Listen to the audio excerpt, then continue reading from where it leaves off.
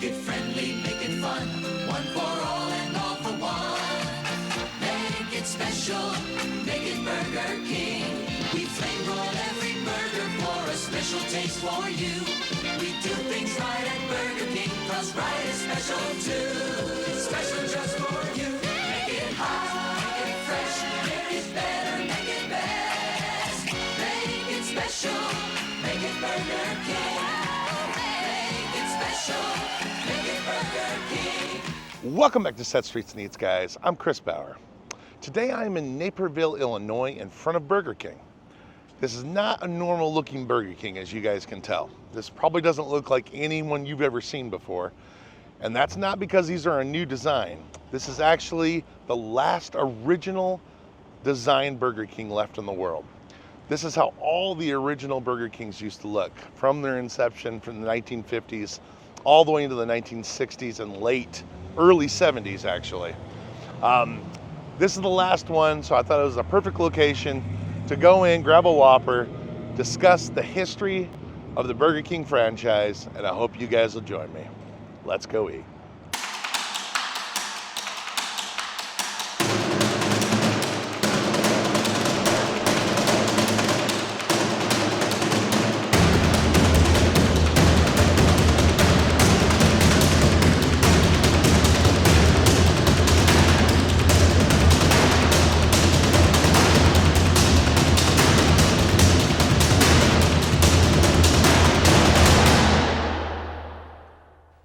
My famous Whopper Stopper here at Burger King. It lets no puny burgers through, but did you know one thing? Should you ever wonder if a Whopper is a Whopper, your own two eyes will work for you, just like my Whopper Stopper. No ordinary burger is big enough to be the one and only Whopper, as you can plainly see. And you won't find all the good things that make my Whopper #1, like tomatoes, lettuce, onions, pickles, and much more on a king-size toasted bun. And ordinary burgers taste greasy. That's 'cause they're fried. My broiled Whoppers taste much better, and they feel real good inside. So boys and girls, don't settle for less than a Burger King Whopper. By far the best. Look for the sign of the king on a bun where the prices are low and the eating is fun. Burger King #1, home of the Whopper, a real nice place to eat. So as you guys can probably see, I do have my appropriate Burger King shirt on. This is actually how the sign, they have a modern sign here now, but this is how the sign used to look in front of these buildings. I used to set a way big sign, a version of this sign would sit above these buildings back in the 1950s and 60s. The only thing that's been updated about this building is the inside and, of course, the outside sign. It'd be really awesome if they still had this sign, but this is the original sign for Burger King. It's got a very interesting history. Two men named Keith Kramer and Matthew Burns in the early 1950s took a trip out to San Bernardino, California to see the McDonald's brothers' brand new restaurant and thought to themselves, we want to do that back home in Jacksonville, Florida. So they returned home and they did. They found a new cooker called the Instabroiler that could cook 11 burgers at once, 400 burgers an hour.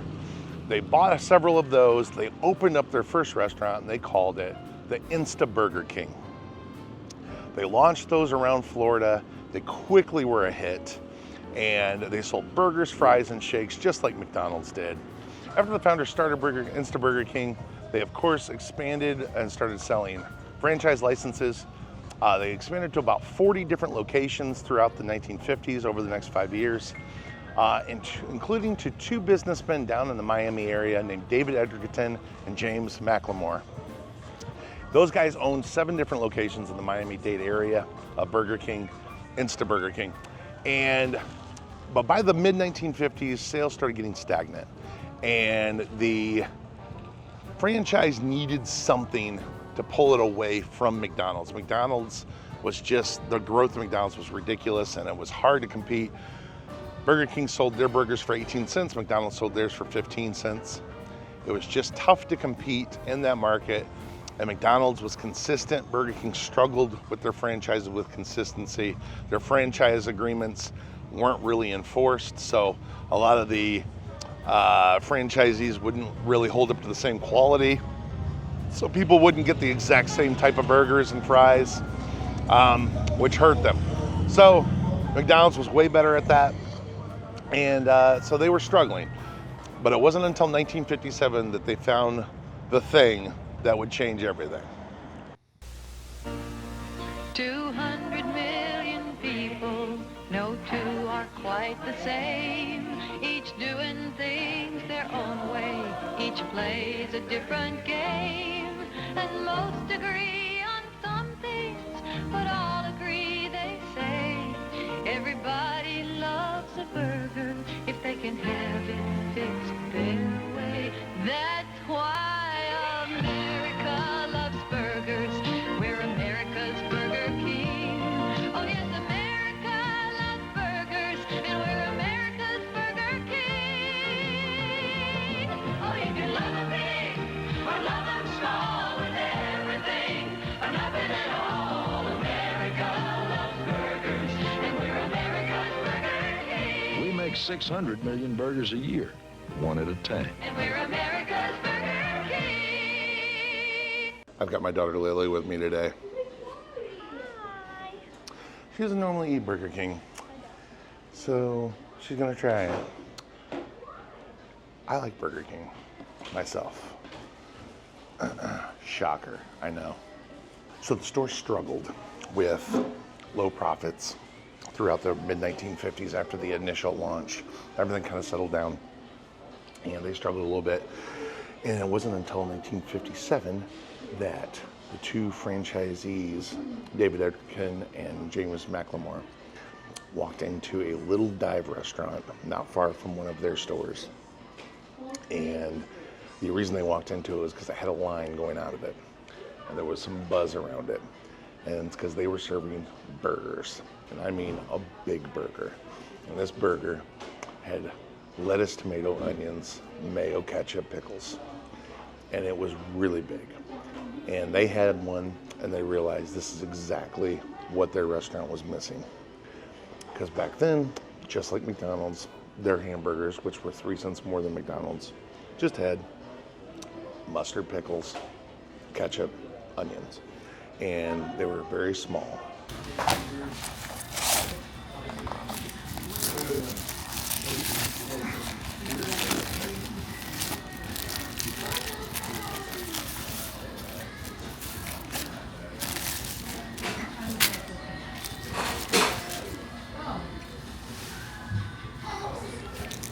So Edgerton and McLemore ate that burger, realized that's exactly what their restaurant needed, went back to their restaurant, made their burger, and they called it the Whopper.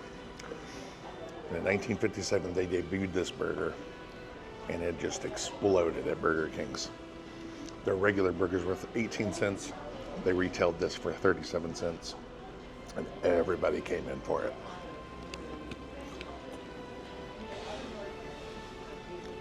It quickly turned profits around. People were talking about it.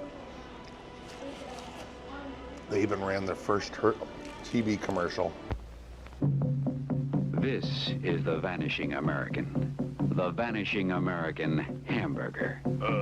It's been getting smaller and smaller and smaller. Well, Burger King is out to save the hamburger. With the Whopper. 1 year later, promoting it. Huge success for them. And the rest of the company in Florida followed suit and started serving it as well. However, it didn't help as much the founders' stores up in northern Florida. They were already in deep, and they had a lot of money troubles, and they started having a lot of problems. So in 1959, Edgerton and McLemore ended up buying out the founders, and they became the presidents and CEO of Burger King. First thing they did, get rid of the Insta cookers. They had a lot of problems. They broke down a lot. And McLemore had already devised a new way to cook the burgers that changed the flavor anyway.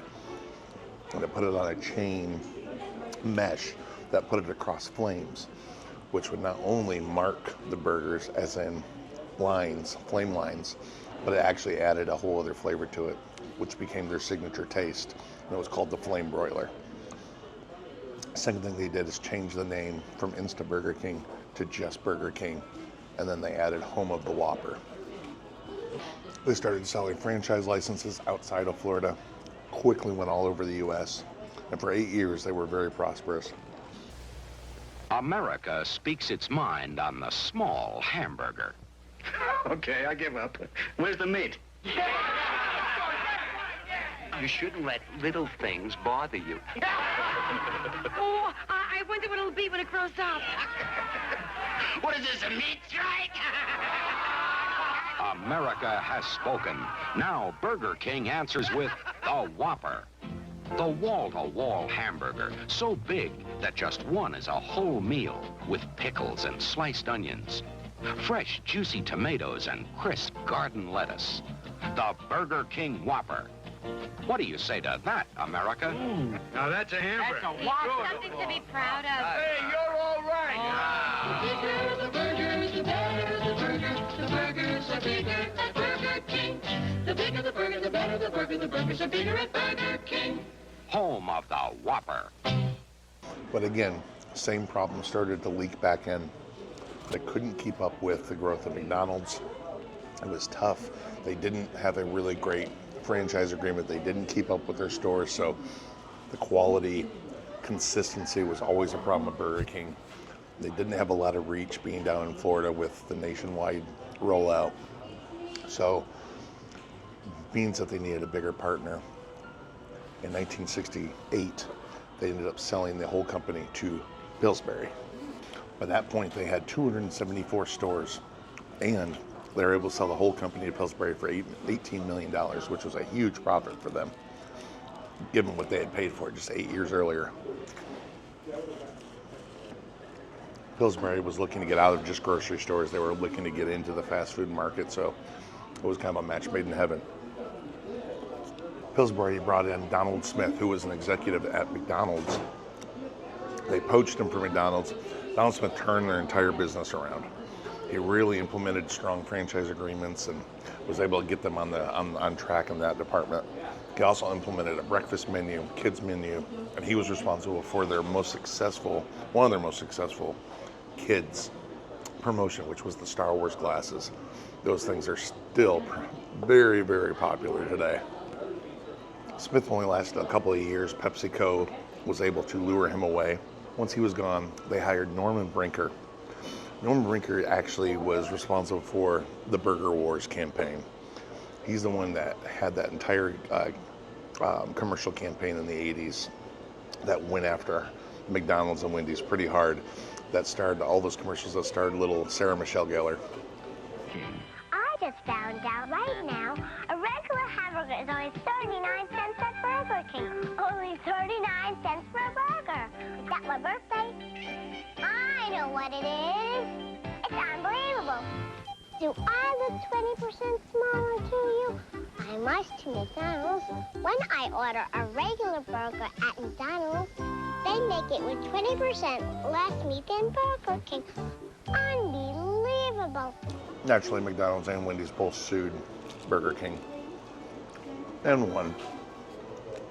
So they were able to, they ended up getting the commercials taken out, but the commercials did their job. They had a huge impact on Burger King's bottom line. It really rocketed them up in sales. But that led to a lot of problems for the company. So by 1989, Pillsbury had had enough and they ended up selling them. And throughout the next 25, 30 years, they changed hands 6 or 7 times until 2014 when they were bought by RBI and merged with Tim Hortons, the Canadian coffee company. Today, we have over 19,000 locations worldwide. They're the second largest burger fast food chain in America, and they're the 5th largest fast food chain in the world. They're in more than 100 countries worldwide.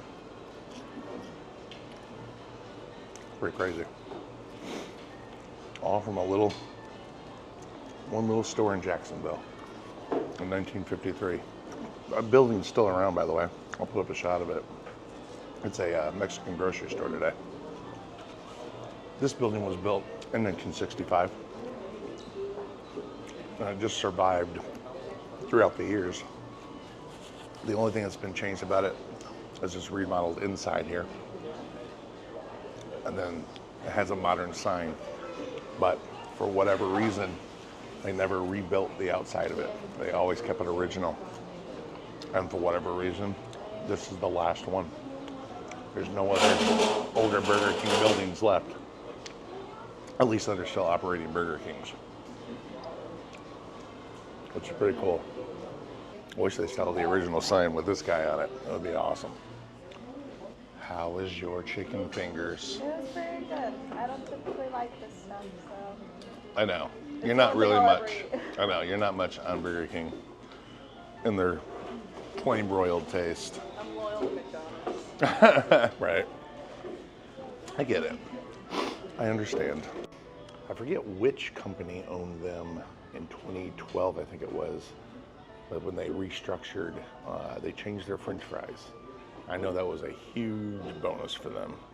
Because I don't really remember the taste of Burger King's French fries before 2012. I just remember they were terrible. And now they're tolerable. Borderline good some days. Like if you can get them fresh, hot, they're actually really good. The moment they cool just a scotch, it's over. But I remember the 2012 fries, or pre-2012. They always had the worst fries. I do remember that. I just don't remember what they tasted like. So that was always a solid choice that they changed their French fries. Kudos, Burger King. Don't change those again. Ever. I was glad to find this location. I was really, for a long time, I was searching for an 80s location with the brown thatched, not quite mansard roof, but almost like the house roof that they had. And it has the orange writing, Burger King, home of the Whopper. But those are long gone too. Really the 90s ones are the ones you can find every now and again. And of course the modern IKEA-ized looking ones. But yeah, I would love to have found an 80s one that I remember when I was a kid. But this is even better, honestly. To be in an original one. I mean, this is how they would have looked in the early 50s all the way up to the late 60s. It's pretty neat. Lil, did you find that history of Burger King very interesting? Extremely interesting. You don't have to lie. It's cool. I know I'm old, and I like old, retro facts about fast food. It's not everybody's bag. As long as you're aware. Okay, cool. But still, this is cool to be in an original one. I mean, that's really cool. I think. Just because I've never seen one. And now we ate at one. I think that's awesome. I appreciate you guys watching though. Hope you guys enjoyed it. And we'll see you at the next one. Thanks for watching, guys. See you at the next one. Bye now.